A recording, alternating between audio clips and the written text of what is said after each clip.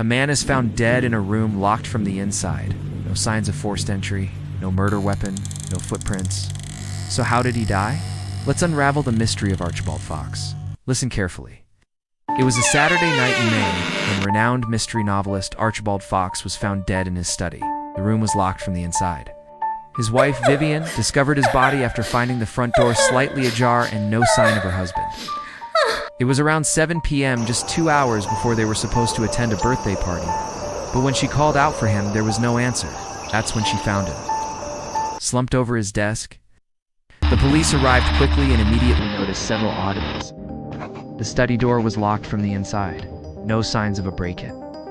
The windows were sealed shut with metal bars. No possible way in or out. The only key was found in Archibald's own pocket. There were no signs of a struggle. No murder weapon. Just one clue.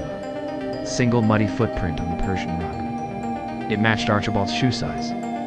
Could it have been his own? Or was it planted? Archibald had been working on a novel titled The Locked Room. It was eerily similar to the scenario he died in. His notes described various solutions to locked room murders. Was this a tragic coincidence? Or something more? Suspect number 1. Thomas Crane, the butler, Isle. Quiet and employed by the Fox family for 5 years. He claimed to have left at 6 p.m. to buy groceries. But his wife later said he actually went to the cinema. Suspect number 2. Alfred Moss, the gardener. A burly man in his late 50s with a criminal past. He said he was in the backyard gardening all evening, but then again, that muddy footprint says otherwise. Suspect number 3. Julian Wright, a rival author. Once a close friend of Archibald's.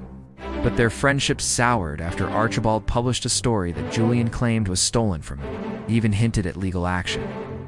Archibald was found close to the door with blood spatter on the handle. There was no weapon in sight. The footprint on the rug contradicted the gardener's alibi.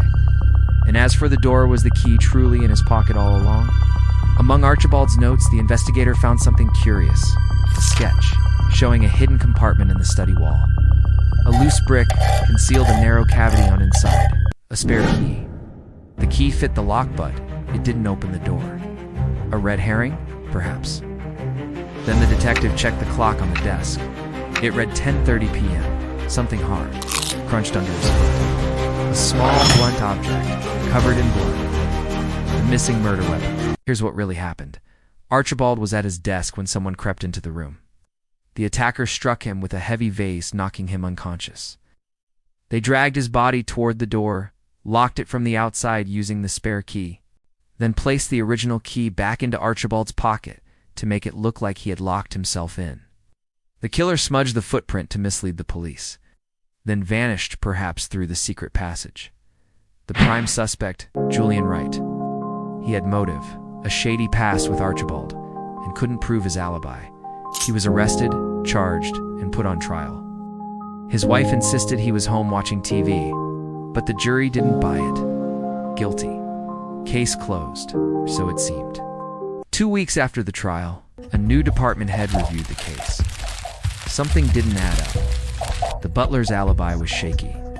His wife hadn't been home at Al. She was out with friends.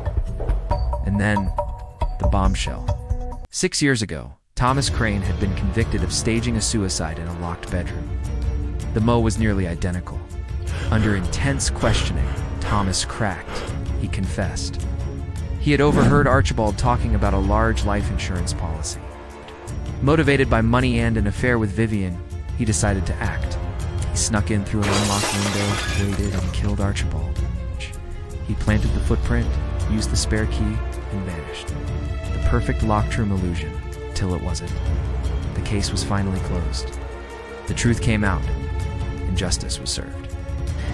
But remember, in crime fiction, every locked door hides not just a secret, but a trap. No matter how airtight the alibi, or how impossible the crime may seem, there's always a way in, and always a way out. Thanks for watching. Don't forget to like, subscribe, and join us next time for another chilling mystery.